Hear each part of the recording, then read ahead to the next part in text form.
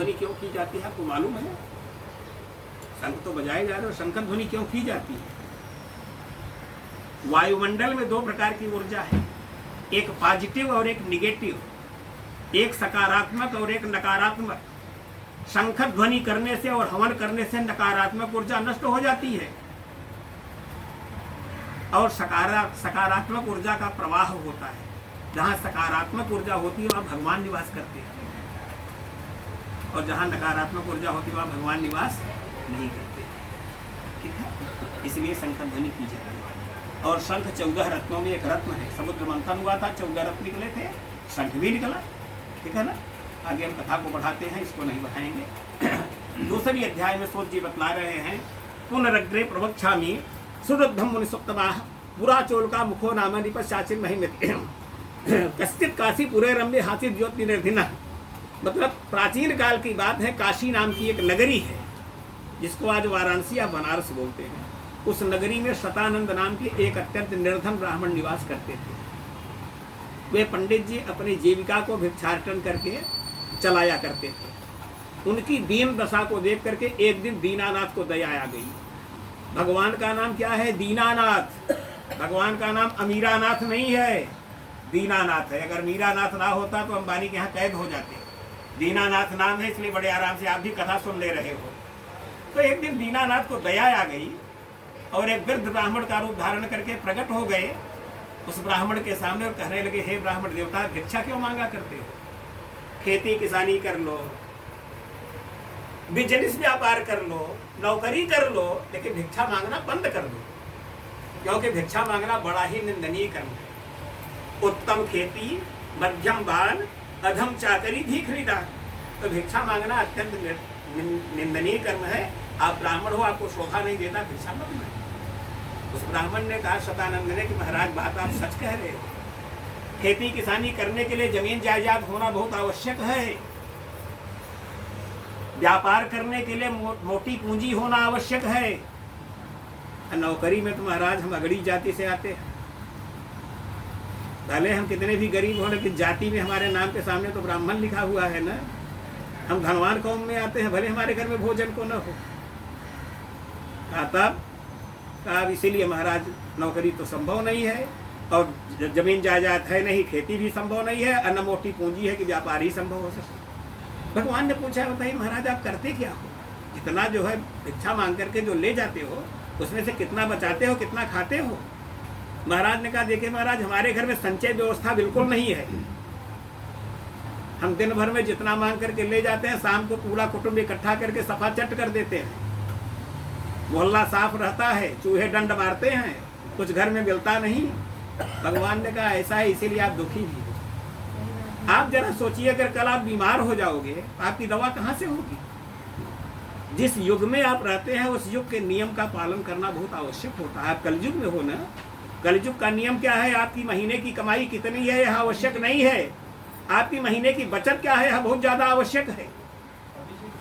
आज से आप बचत करना शुरू करिए, नारायण चाहेंगे तो आपकी निर्धनता दूर हो जाएगी। और ऐसा कीजिएगा कि आज आपको भिक्षा मांगने से जो कुछ मिलेगा उसे सत्यनारायण की कथा करना, और उसके बाद फिर आपको जो मिलता जाएगा भिक्षा में प्रतिदिन थोड़ा थोड़ा बचत करना। भगवान चाहेंगे तो आपकी निर्धनता दूर होगी। ऐसा कह करके भगवान वहीं अंतर ध्यान हो गए। अब ये महाराज अपने मन में सोचने लगे थे, मैं किससे जो है बात कर रहा था, जिससे मैं वार्तालाप कर रहा था वो गए किधर? ऐसा चिंतन करते करते ऐसी जगह पहुंचे जहां धार्मिक लोग रहा करते। कहां पहुंचे? जहां धार्मिक लोग रहा करते थे। धर्म धार्मिक व्यक्ति करता है, धनवान व्यक्ति धर्म नहीं करता। कभी भूल के मत रहना कि धनवान व्यक्ति के यहाँ जा रहे हैं तो वहां धर्म कर्म होता होगा, जरूरी नहीं है। अगर धनवान व्यक्ति धार्मिक होगा तब तो धर्म करेगा, अगर धनवान व्यक्ति धार्मिक नहीं है तो नहीं करेगा। ठीक है। भगवान के यहाँ आते हैं लोग, बड़ा पर्स निकालते हैं, उसमें बड़ी बड़ी नोटें भी रहती है, लेकिन देखते हैं कि 10 वाली नोट किधर है, भगवान को चढ़ा देते हैं। ठीक है ना। भगवान इतने बेवकूफ नहीं है, भगवान सब समझते हैं। समझ रहे हैं ना, हमसे आपसे ज्यादा समझदार हैं। वे आपकी भावना को जानते हैं। भावो ही विद्यते देवाः, भगवान भावना में निवास करते हैं।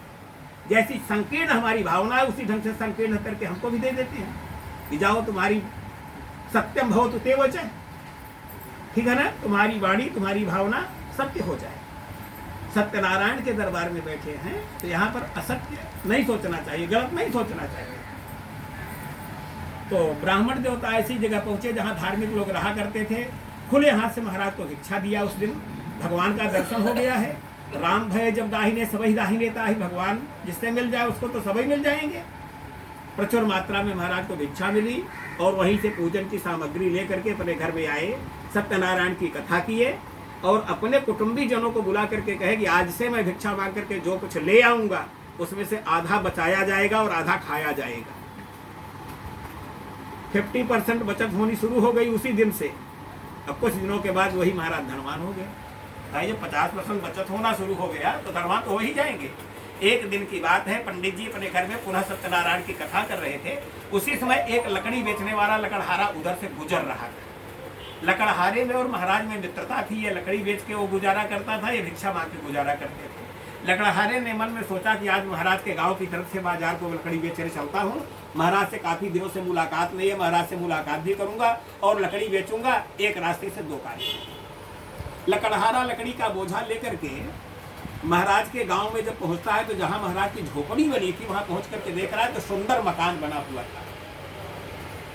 लकड़हारे को बड़ा आश्चर्य हुआ। वहां के लोगों को बुलाया, पूछा, रहियो एक विप्र दरिद्र यहाँ, तेहि पर्ण कोटि कहु कौन उजारा, गयो कीत गेह उजारी कतौ, उर्ज्वाल सुबेगी की स्वर्ग सिधारा, साथ ही जात रहा नीत मांगन, आई को नृप देश निसारा, हे जनता कहु बेगी कृपा करी, जाई बच्चों कहाँ विप्र भिखारा।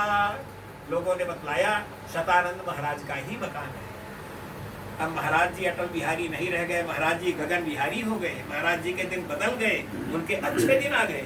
अच्छा, लकड़ी का बोझा वहीं पर रखा और अंदर जाता है, देख रहा है महाराज उस दिन भी सत्यनारायण की कथा कर रहे थे। लकड़हारे ने प्रश्नों की झड़ी लगा दिया, हे ब्राह्मण देवता, श्रद्धा और भक्ति के साथ आप अपने घर में क्या कर रहे हैं? ब्राह्मण देवता ने मित्र लकड़हारे को शांत किया। बोले, मित्र बैठ करके भगवान की कथा को सुनो। कथा की समाप्ति के बाद तुम्हें सारी बातें मैं बतलाऊंगा। कथा की समाप्ति हुई, सभी को प्रसाद वितरित किया गया। सबने प्रसाद खाया, जल पिया। लकड़हारे ने भी प्रसाद खाया, जल पिया। उसके बाद शतानंद महाराज ने मित्र लकड़हारे को सारी कहानी बतला दी कि मुझसे एक महात्मा मिले, उन्होंने ऐसा ऐसा मुझे बताया, ऐसा मैंने किया। आज उन्हीं की कृपा से जो कुछ भी दिखाई दे रहा है सब उन्हीं के का आशीर्वाद है। लकड़हारे को बड़ी खुशी हुई, चलिए हमारा एक मित्र धनवान तो हुआ। उसी जगह संकल्प किया कि आज मुझे भी लकड़ी बेचने से जो कुछ भी मिलेगा मैं भी सत्यनारायण की कथा करूंगा। लकड़ी का बोझा लेकर के बाजार को चल देगा।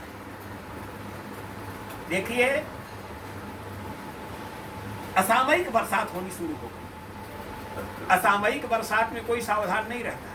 बरसात का सीजन है, मैं छतरी लेके आया हूँ, लेकिन जाड़ा और गर्मी के दिन रहे होते तो छतरी लेके नहीं आता। ठीक है, समय पर सब सावधान होते हैं, लेकिन असमय पर कोई सावधान नहीं रहता। अचानक बरसात होने लगी, सभी के घर की लकड़ियां भीग गई। बाहर ही लकड़ी रखी जाती है, तिजोरी में तो लकड़ी रखी नहीं जाती। और उस जमाने में लकड़ी से ही रसोई तैयार होती थी, रसोई गैस थी नहीं। एक गट्ठर लकड़ी लेकर के लकड़हारा सूखी लकड़ी लेकर के बाजार को पहुंचता है। कम दाम की लकड़ी बोली लगनी शुरू हो गई, ऊंचे दाम में बिकी। इसको लकड़हारे ने प्रकृति की मार न समझ करके ईश्वर का चमत्कार माना और वहीं से पूजन की सामग्री लिया और अपने घर में आकर के सत्यनारायण की कथा किया। कुछ दिनों के बाद उसको जंगल विभाग का बड़ा टेंडर मिला। फिर तो भगवान में अटूट विश्वास हो गया। प्रत्येक महीने की पूर्णिमा संक्रांति को सत्यनारायण की कथा करता रहा। मरने के बाद मोक्ष को प्राप्त किया। इति श्री पुराणे रेवाखंडे सत्यनारायण प्रकथायाम द्वितीय अध्याय। बोलिए प्रेम से सत्यनारायण प्रकथा। भगवान को चढ़ा दी।